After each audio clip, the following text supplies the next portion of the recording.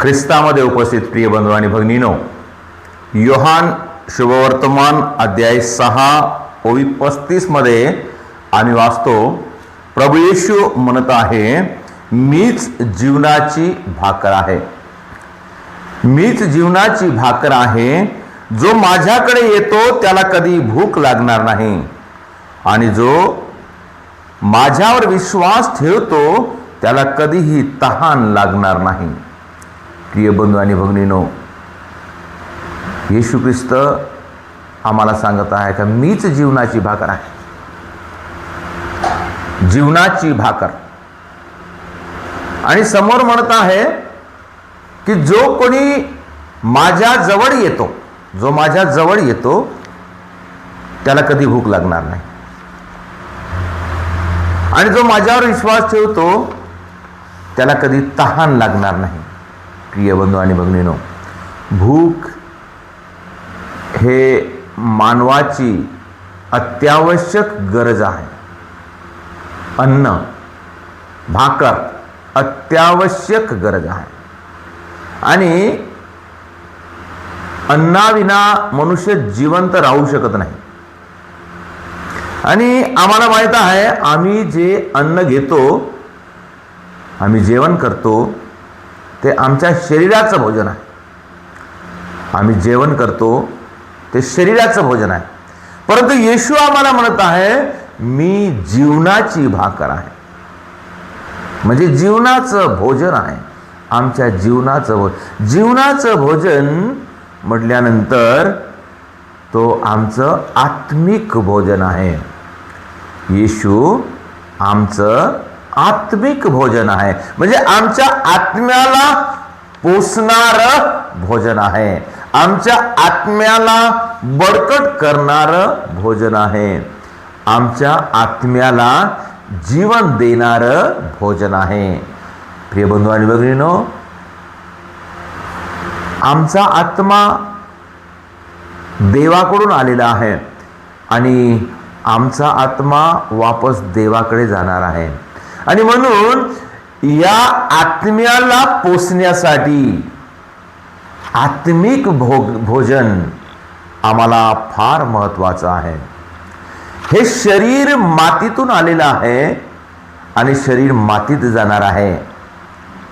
म्हणजे शरीर नष्ट होणार आहे आणि आत्मा अमर राहणार आहे. म्हणून आम्हाला ह्या जीवनामध्ये शरीरापेक्षा जास्त आत्म्याला जपणे आहे. म्हणून येशू ख्रिस्त म्हणाला की मी जीवनाची भाकर आहे. मी जीवनाची भाकर आहे. जीवन देणारी भाकर आहे. आम्हाला अनंत जीवन देणारी भाकर आहे. आम्ही योहान अध्याय 6 ओवी 41 मध्ये परत वाचतो. त्याच्यामध्ये काय आम्ही ऐकतो, प्रभू येशू म्हणत आहे, मी स्वर्गातून उतरलेली भाकर आहे. मी स्वर्गातून उतरलेली भाकर आहे. प्रिय बंधू आणि भगिनीनो, स्वर्गातून उतरलेली म्हणजे परमेश्वरापासून आलेली, परमेश्वराने पाठवलेली. प्रभू परमेश्वराने आमच्यासाठी आपल्या पुत्राला भोजन बनवून पाठवलेले आहे. ते भाकर बनून आमच्यासाठी आलेला आहे. भाकर बनून आमच्या आत्म्याचे पोषण करण्यासाठी, आमच्या आत्म्याचे पोषण करण्यासाठी प्रभू येशू आला. आमच्या आत्म्याचे पोषण करण्यासाठी. आणि समोर पुन्हा आम्ही ओवी 48 मध्ये सुद्धा परत तेच वचन वाचतो. प्रभू येशू म्हणत आहे, परत त्याच अध्यायामध्ये 48वी ओवी परत म्हणत आहे, मीच जीवनाची भाकर आहे. मीच जीवनाची भाकर आहे. प्रभू येशू आम्हाला सांगत आहे. म्हणजे खात्री करून घेत आहे की खरोखर तुम्ही विश्वास ठेवा की मीच जीवनाची भाकर आहे. मी जीवनाची भाकर आहे. अनंत जीवन देणारी भाकर मीच आहे. प्रिय बंधू आणि भगिनीनो, आम्हाला माहित आहे, आम्ही योहानाची शुभवर्तमान अध्याय 3 ओवी 16 मध्ये वाचतो, देवाने जगावर एवढी प्रीती केली की त्याने आपला एकुलता एक पुत्र दिला, अशासाठी की जो कोणी त्याच्यावर विश्वास ठेवतो त्याचा सर्वनाश होऊ नये तर त्याला अनंत काळचं जीवन मिळावं. म्हणजे तो नष्ट होऊ नये, त्याचा आत्मा नष्ट होऊ नये, त्याचा आत्मा स्वर्गात गेला पाहिजे, त्याला अनंत जीवन मिळालं पाहिजे. मानव जातीला अनंत जीवन मिळावं म्हणून पित्या परमेश्वराने आपला एकुलता एक पुत्र त्याग केला, आपल्या एकुलत्या एक पुत्राचा त्याग केला आणि आम्हाला आश्वासन दिलं की जो कोणी ह्या पुत्रावर विश्वास ठेवतो, त्याच्या जवळ येतो, त्याला स्वीकार करतो, त्याला ग्रहण करतो, तो त्या अनंत जीवन प्राप्त करतो. प्रिय बंधू आणि भगिनीनो, परत आम्ही वाचतो योहानाचे शुभवर्तमान अध्याय 6 ओवी 50 पासून, स्वर्गातून उतरणारी भाकर अशी आहे की ती जर कोणी खाल्ली तर तो मरणार नाही. स्वर्गातून उतरलेली जिवंत भाकर मीच आहे. प्रभू येशू खात्रीने म्हणत आहे, स्वर्गातून उतरलेली जी भाकर आहे ते कोणी खाल्ला तर त्याला मरण येणार नाही, तो सदा सर्व जिवंत राहील आणि ती भाकर दुसरी कोणती नाही तर मीच आहे, असं प्रभू येशू ख्रिस्त म्हणत आहे. प्रभू येशू ख्रिस्त म्हणत आहे, ती भाकर मीच आहे, मीच आहे ती भाकर, तुमचं भोजन बनून आलेली भाकर. ह्या भाकरीतून जो कोणी खाईल तो सार्वकाळ जगेल. ह्या भाकरीतून प्रिय बंधू आणि भगिनीनो, ह्या भाकरीतून म्हणजे येशू ही भाकर, येशू आमच्यासाठी भाकर बनून, या भाकरीतून जो कोणी खाईल, या भाकरीतून जो कोणी खाईल तो सदा सर्वकाळसाठी जगेल, तो मरणार नाही, तो मरणार नाही, तो सदा सर्वकाळसाठी जगेल.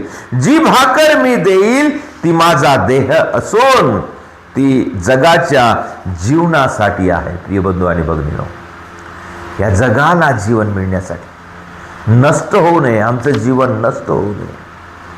प्रिय बंधू आणि भगिनीनो, प्रभू येशू आम्हाला जीवन देण्यासाठी आला, आमचं जीवन सुरक्षित ठेवण्यासाठी आला आणि आमचं जीवन स्वर्गामध्ये नेण्यासाठी आला. प्रिय बंधू आणि भगिनीनो, आणि म्हणून आम्हाला येशू आश्वासन देत आहे, मीच जीवनाची भाकर आहे, मीच जीवनाची भाकर आहे.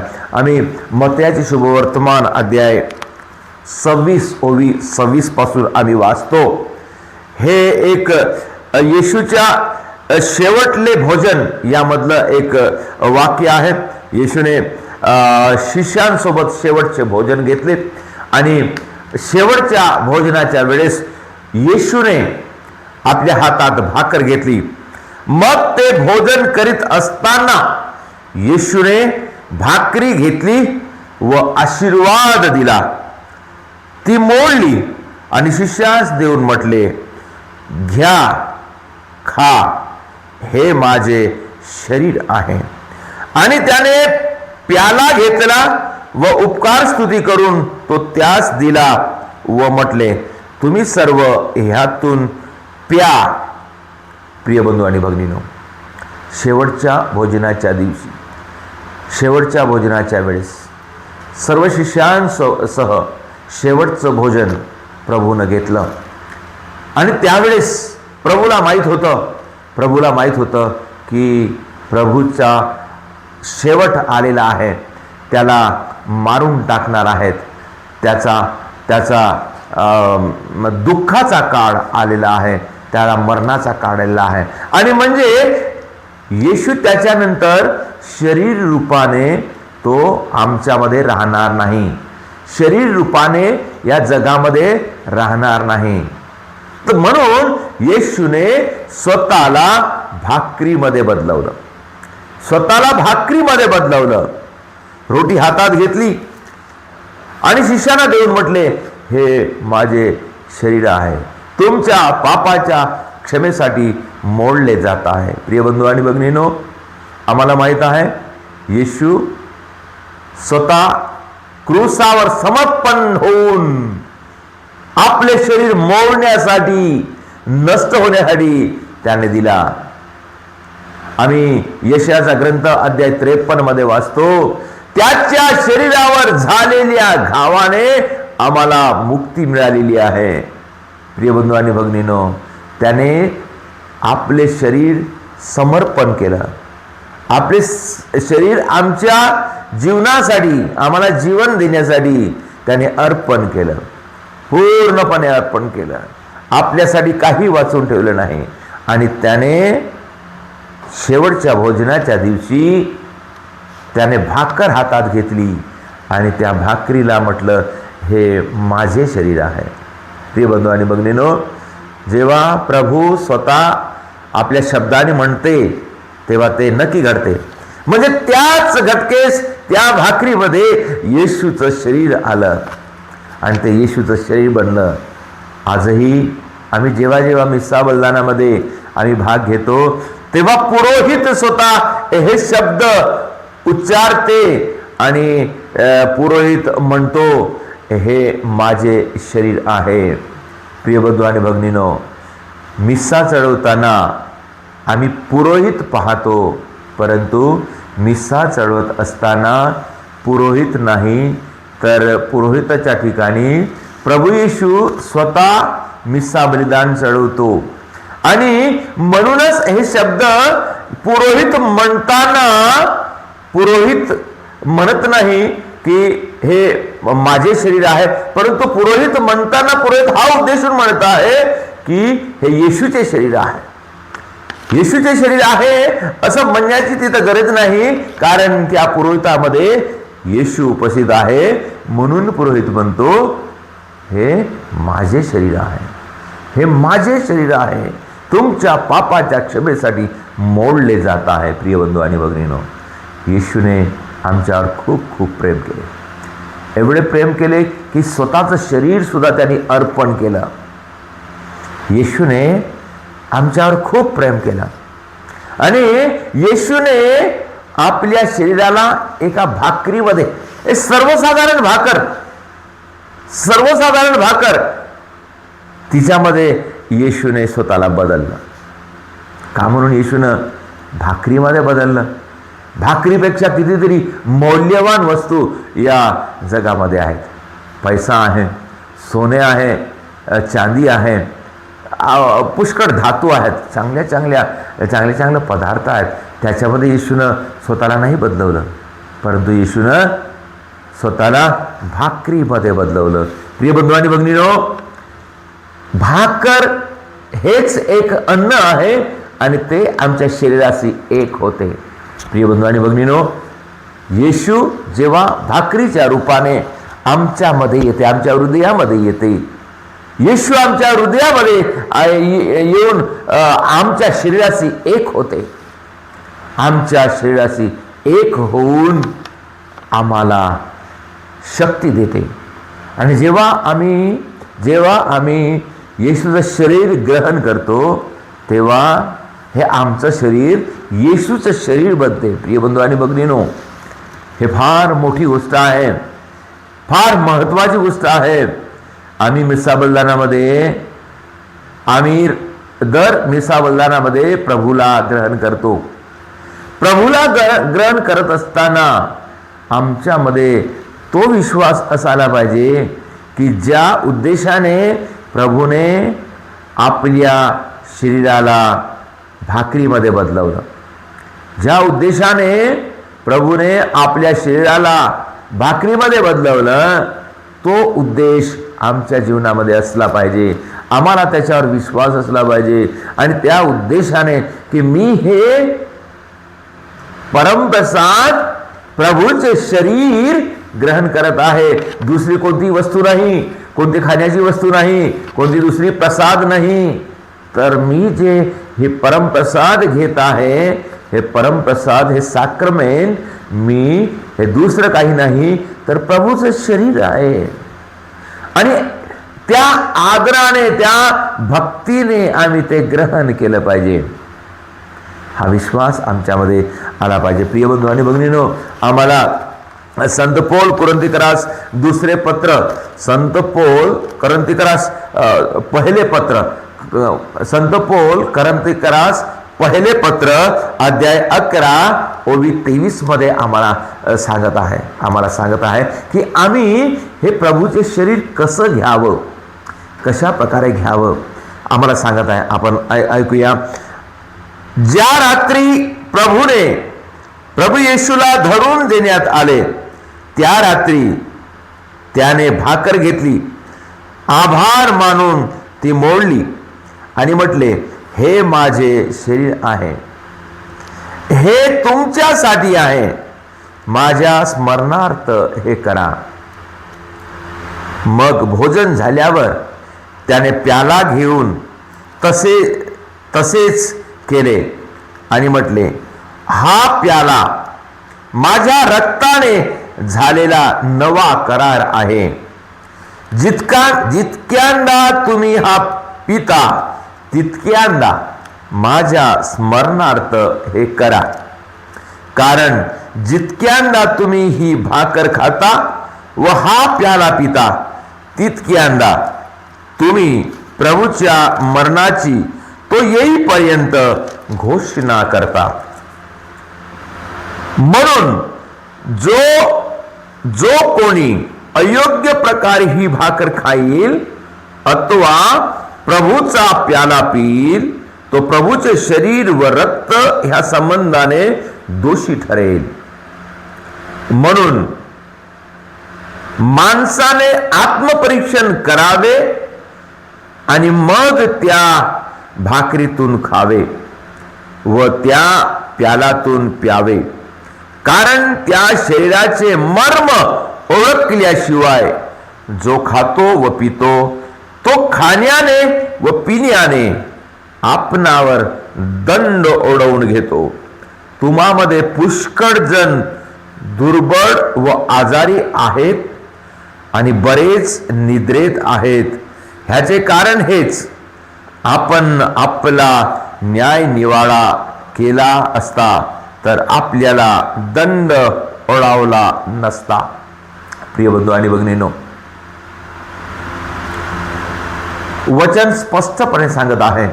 हा वचनाचा अर्थ हाच आहे की हे प्रभूचे शरीर आहे आणि प्रभू जेव्हा आमच्या अंतःकरणामध्ये येत आहे तेव्हा ज्या ठिकाणी आम्ही प्रभूला आमंत्रित करत आहोत, प्रभूचे स्वागत करत आहोत, प्रभूसाठी जागा करत आहोत, आम्ही जिथं प्रभूला स्वीकार करत आहोत ती जागा, ती वस्तू,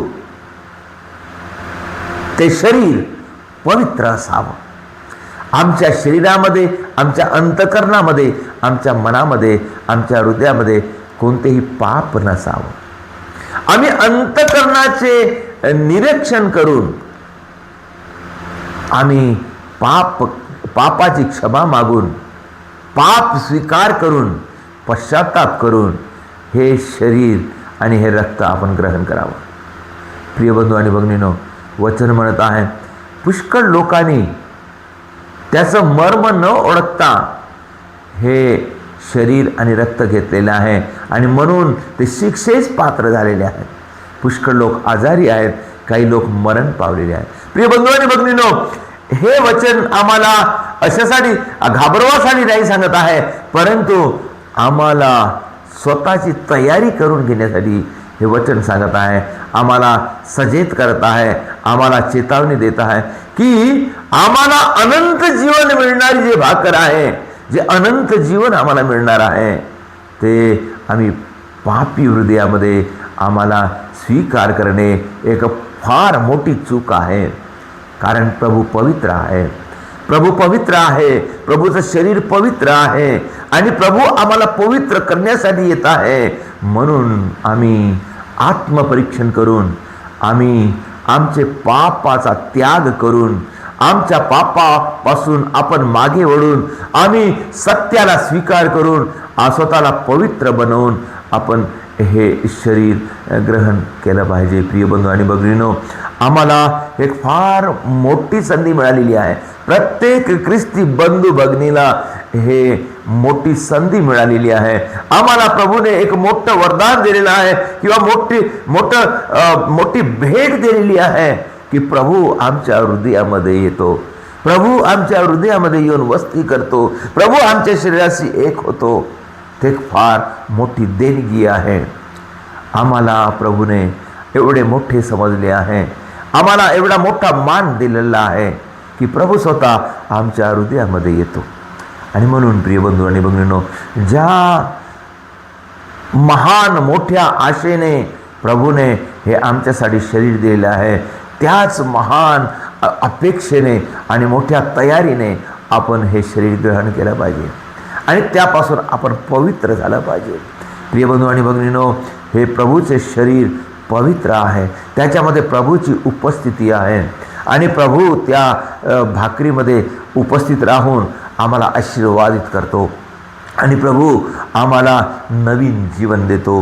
म्हणून प्रिय बंधू आणि भगिनींनो, जेव्हा जेव्हा आम्हाला प्रभूचे शरीर ग्रहण करण्यासाठी संधी मिळत आहे ते आपण स्वीकार केलं पाहिजे आणि आम्ही कधी नाकारलं नाही पाहिजे आणि आम्ही त्याची तयारी करून आपण त्याला ग्रहण केलं पाहिजे.